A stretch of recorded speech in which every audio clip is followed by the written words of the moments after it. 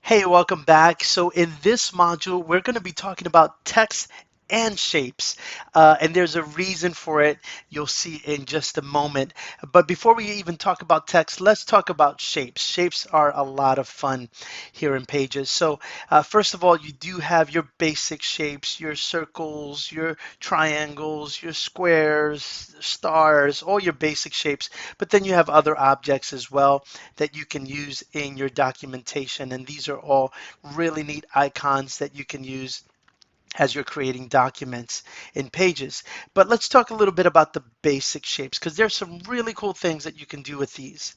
So I'm going to start with a circle, bring it up here real quickly.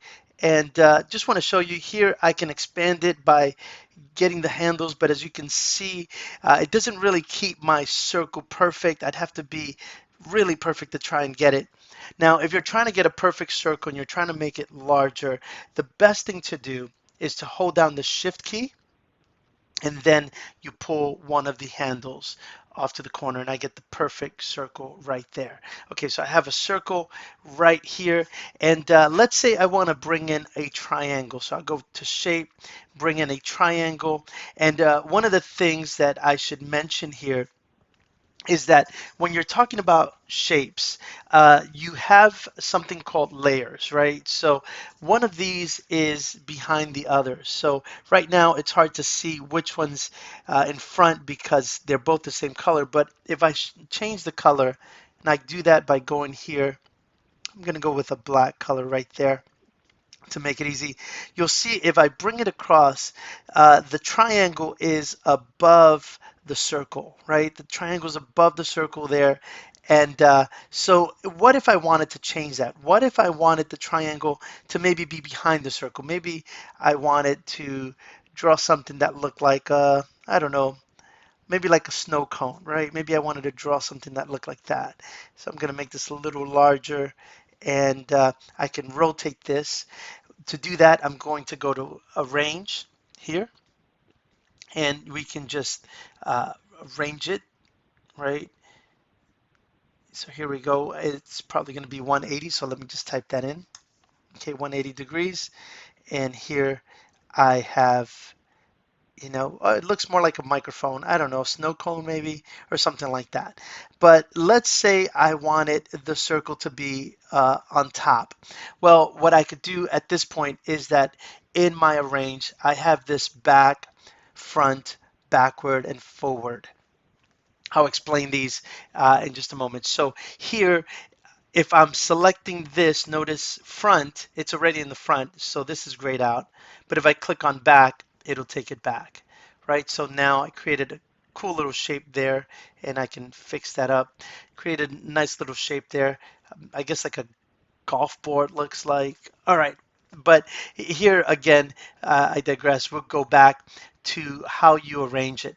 Now you have forward and backward, and you're thinking, okay, why front and forward and backward and back? Well, that's in the event that you have multiple shapes. So maybe I have this other shape, and we're gonna go ahead and give it a different color. So I'm gonna go to Style, maybe do red here. Okay, so now if I put these three here, right? So I've got the arrow up front, but let's say that I wanted the arrow, actually I'm going to move this over. Let's say I wanted the arrow to go all the way to the back. Well, I'm going to go to Arrange, I'm going to select it, and now I let them know if I want it back. In fact, let me move it just a little down so that it intersects with both. So backward just takes it back one layer. So you see that now it's only behind the circle. Forward brings it up one. Same with any other. Like this one, I can bring it up forward.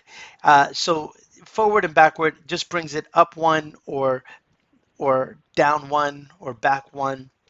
However, if I wanted to go all the way to the back, I'll just click on back and now it just goes to the very last layer, no matter how many layers I have in front of that. Or if I want to bring it to the very front, I can do that.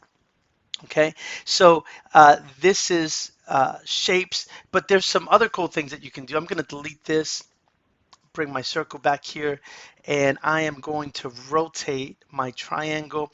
I guess I'll bring it to 90 degrees right there. Okay, do something like that. Now watch this. Um, let's say I wanted to combine these two. So there's what I can do is I can click on the circle, then hold down the shift key, click on the triangle, and if I had another um, shape here as well, I can click on that as well, or I can just click and drag them both. But the best thing I find is to just select the shape, select the second shape, and down at the bottom under arrange, I have a couple of options. I have 4 options, and let me just show you what these do. The first one is to unite. So let's say I wanted to unite these two together. I could just click unite, and there you go. I united both those together, created an entirely new shape, which is really super cool. But I'm going to undo that. So I'm going to undo the uniting of the shapes. Let's say I didn't want to unite them, but rather I wanted to get the point of intersection. So the point of intersection, what it does is that it keeps that point. So if I click on intersect, this is the point where they both intersect. In fact, let me undo that. You see a little image here. It shows you 2, and it keeps the point where it intersects. So I'll click that, and it gives me a nice little shape. Almost looks like a pizza and a pizza slice there. And you have that. Now I could also go to subtract, right? And I'm going to do something. I'm going to try this here.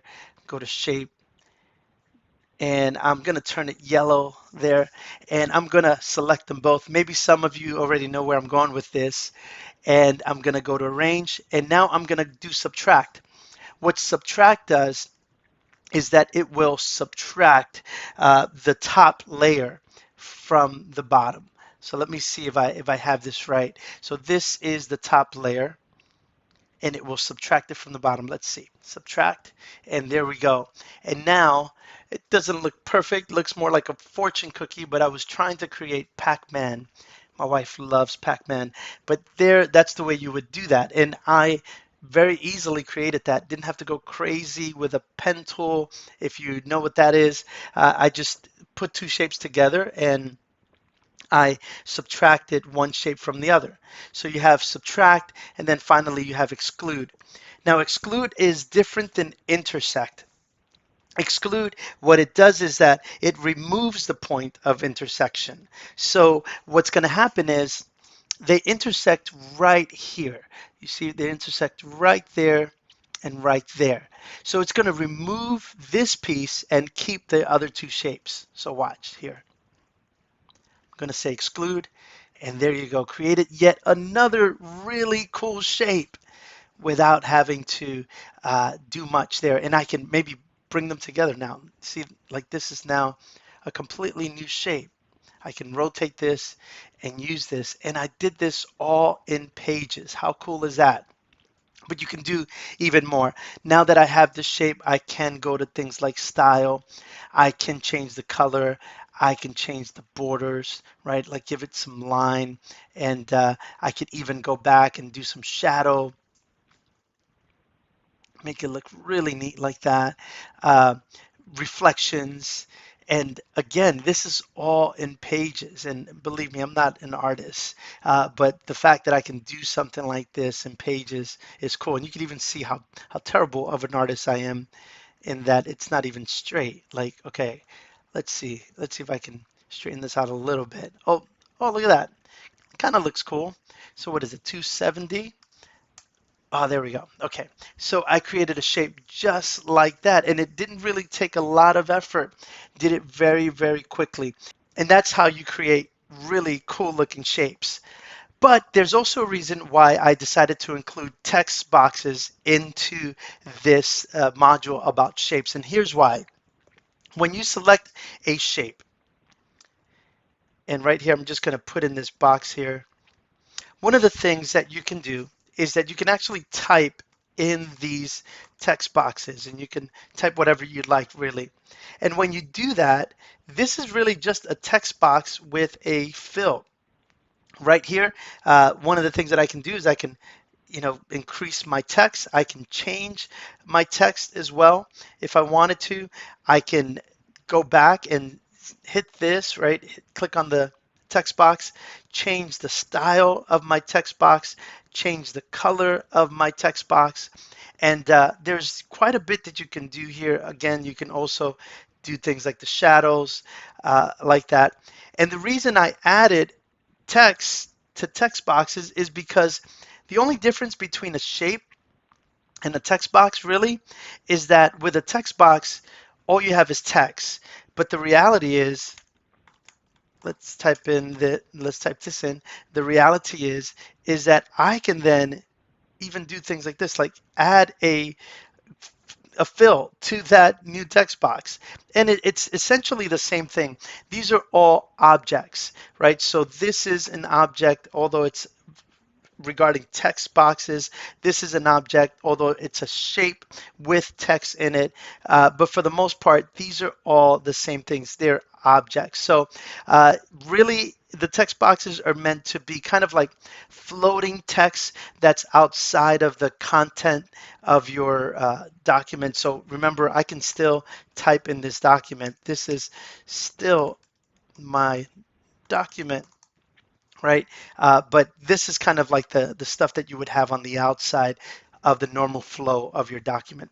So you have text boxes, shapes. I encourage you to play around with the styles, the text, the arrangements, and you're going to have a lot of fun there. There's a lot that you can do here with Pages. I'll see you in the next module.